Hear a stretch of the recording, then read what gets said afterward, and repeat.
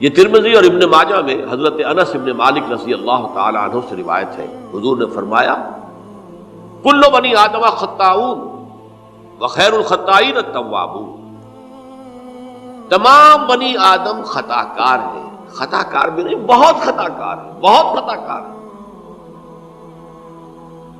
لیکن ان خطا کاروں میں بہتر لوگ وہ ہیں جو خوب توبہ کرتے ہیں، غلطی ہو گئی توبہ کرتے ہیں۔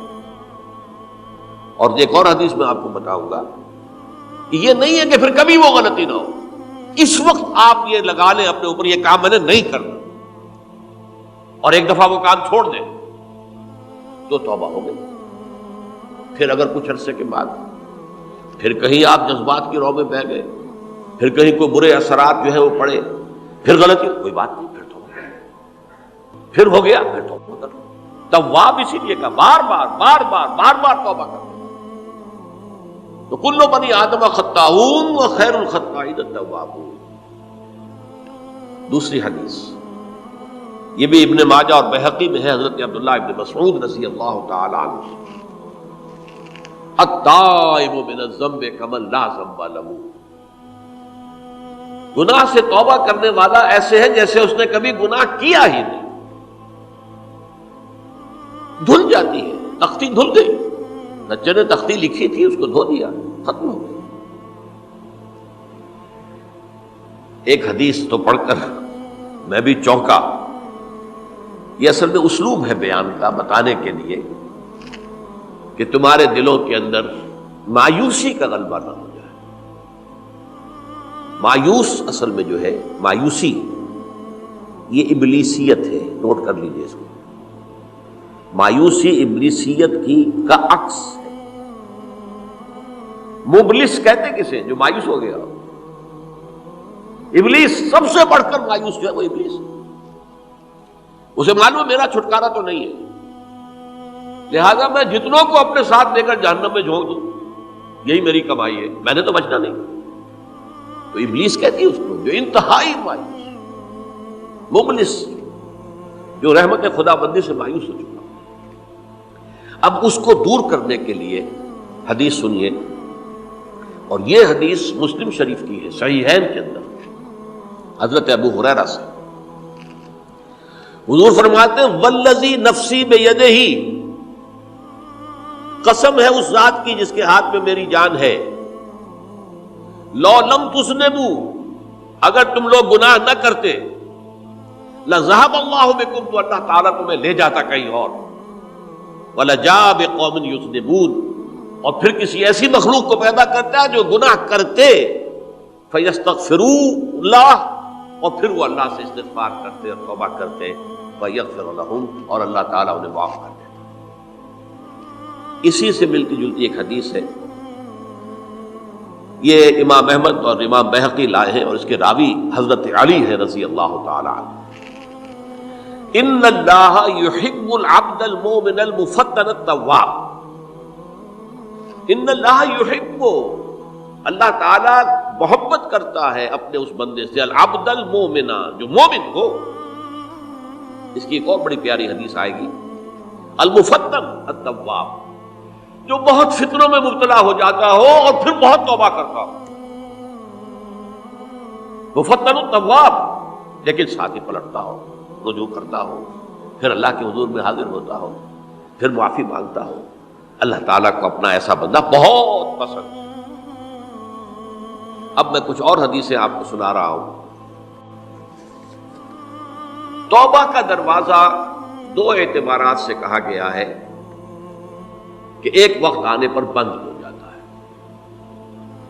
ایک حدیث کے تو الفاظ میں نوٹ کر کے نہیں لایا ہوں کہ اللہ تعالیٰ نے توبہ کا ایک دروازہ اتنا چوڑا کھلا رکھا ہوا ہے کہ جس کو عبور کرنا جو ہے وہ سال ہر سال میں ممکن ہو، اور یہ بند نہیں ہوتا جب تک کہ سورج مغرب سے طلوع نہ ہو جائے۔ یہ قیامت کی جو آخری، قریب قیامت کی جو آخری نشانیاں ہیں ان میں سے وہی حدیث میں آپ کو سنا رہا ہوں، عن ابی ہریرہ رضی اللہ تعالی عنہ، اور یہ مسلم شریف کی روایت ہے،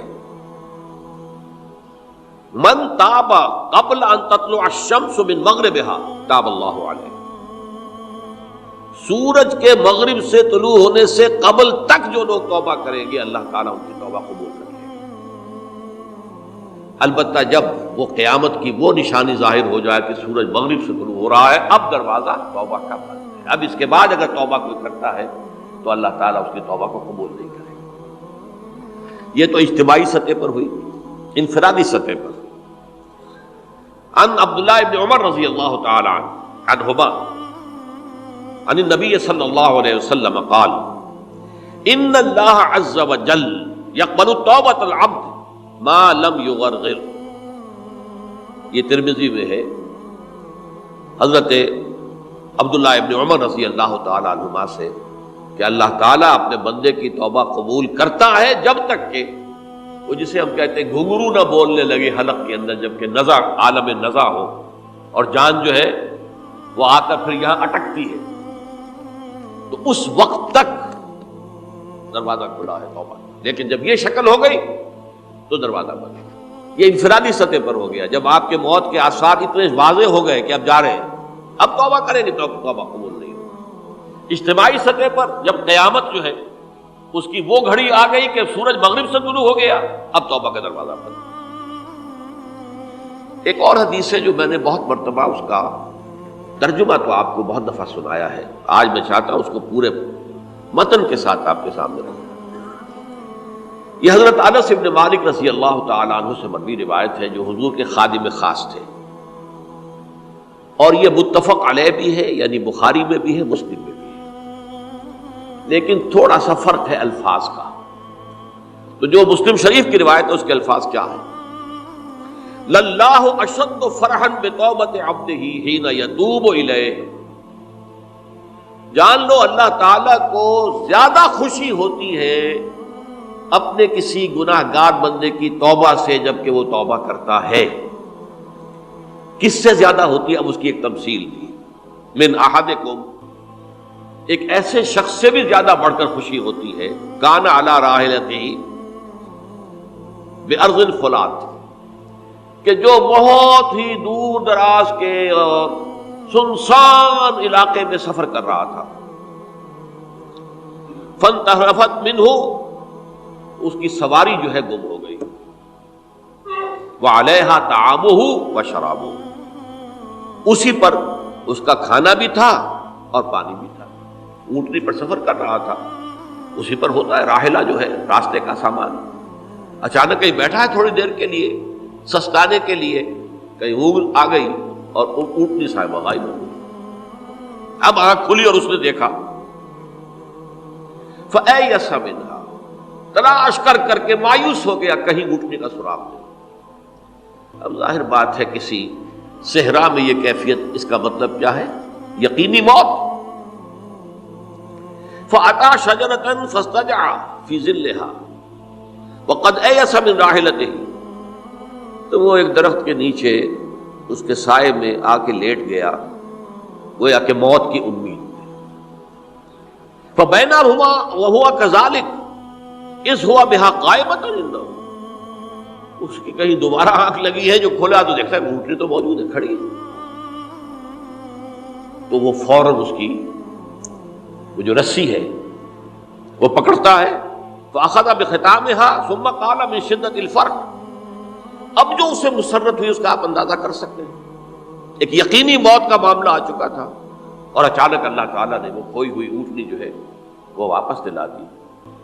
تو وہ کہنا تو یہ چاہتا تھا، اللہ تو میرا رب ہے، میں تیرا بندہ ہوں، لیکن جسے ہم کہتے ہیں کہ خوشی کی انتہا فرط مسرت میں ایسی زبان لڑکھڑائی، اس نے کہا اللہم انت عبدی وانا ربک،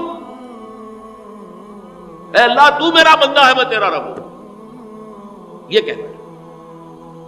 تو یہ کیا ہے؟ فرط مسرت، جسے آپ نے خوشی کی انتہا، کہ جس میں انسان جو ہے اتنی بڑی خطا کر بیٹھتا ہے۔ اللہ کو اپنے کسی گناہ گار بندے کی توبہ سے اس سے بھی زیادہ خوشی